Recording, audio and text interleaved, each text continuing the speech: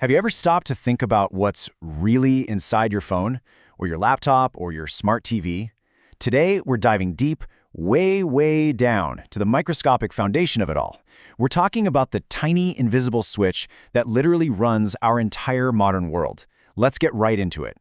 So, think about this for a second. You've got the beast of a CPU in a gaming PC, the RAM that lets you have a million tabs open at once, and the little processor that runs your smartphone. They all do different jobs, right? But what's the one single, invisible thread that ties them all together? Well, the answer isn't a company like Intel or Apple. It's not a brand name at all. It's a single foundational piece of technology that absolutely everyone uses. And today, we're going to break down what it is, how it works, and why it's probably the most important invention you've never really heard of. Okay, so our journey starts with something incredibly simple, a switch. I'm not talking about a light switch on the wall, I'm talking about a microscopic one. And there are billions, literally billions of them inside every single computer chip. This technology is called MOS. It stands for Metal, Oxide, and Semiconductor. Seriously, that's it. You can think of it like a recipe with just 3 ingredients. And when you stack these 3 layers on top of each other in just the right way, you create a little bit of magic. Let's see how that works. So if MOS is the recipe, then the thing you actually build with it is the star of our show. The hero of this whole story is a little component called a MOSFET. Okay, take a deep breath. MOSFET stands for Metal Oxide Semiconductor Field Effect Transistor. Yeah, it is a mouthful, I know. But forget that long name for a minute. Just focus on its job. All it is a tiny electronic switch. Its entire purpose in life is just to turn a current on or off. Really fast. So, how does this little switch work? Well, it's got 4 main parts. Think of them like a little crew. You have the source, which is where the electricity starts its journey, and the drain, which is where it wants to go. The body is just the base everything is built on. But the most important part, the real boss here, is the gate. The gate is the bouncer. It decides if the current gets to flow from the source to the drain. Here's a perfect way to picture it. A MOSFET is like a smart water tap. The current is the water. The source is the pipe coming in, and the drain is the spout. The gate? That's the handle. But here's the really clever bit. You turn the water on or off just by applying a voltage to the gate. It's like you're controlling it with an electric field, without ever physically touching the handle itself. So how in the world does that no-touch control work?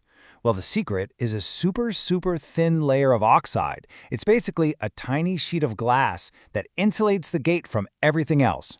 Because it's insulated, it takes almost 0 energy to just hold the switch in the on or off position.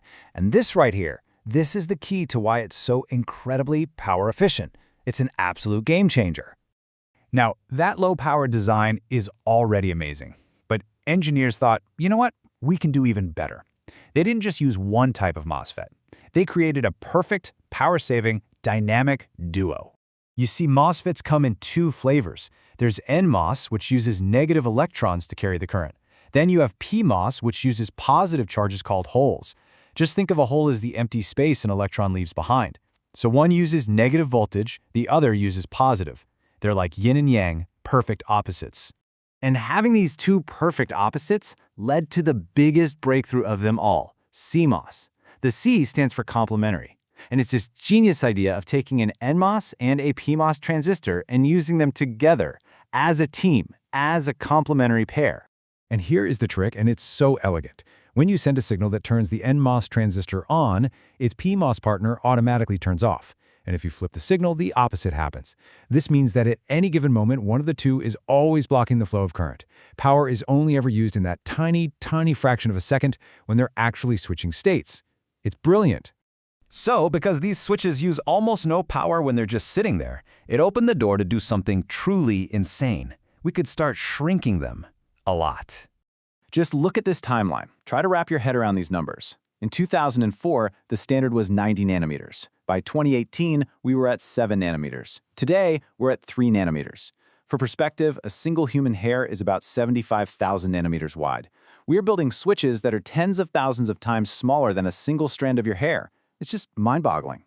This relentless shrinking is the real engine behind the famous Moore's Law. You've probably heard of it, the idea that the number of transistors we can cram onto a chip doubles roughly every 2 years. Well, CMOS technology, with its incredible low-power design, is exactly why Moore's Law has been possible for so many decades. Okay, so let's bring it all home. We've seen what MOS is and how it works. So now let's just quickly recap why this one specific technology completely took over and now absolutely dominates our entire world. It really comes down to this perfect storm, this winning combination. High density means we can pack billions of them onto a chip the size of your fingernail. High speed lets them switch incredibly fast for powerful processing. Low power is why your phone's battery can last all day. And low heat, which is a direct result of that low power, means our devices don't just melt. It is the perfect package. And hey, just to make sure you walk away remembering the key players, here's a super simple memory trick for you. NMOS uses negative carriers. PMOS uses positive carriers, and CMOS, well, that's just the combination of both. Easy, right? So let's end on this one sentence that just perfectly sums it all up.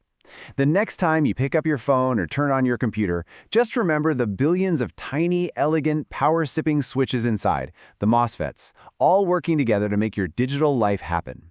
It really is the tiny switch that runs our world.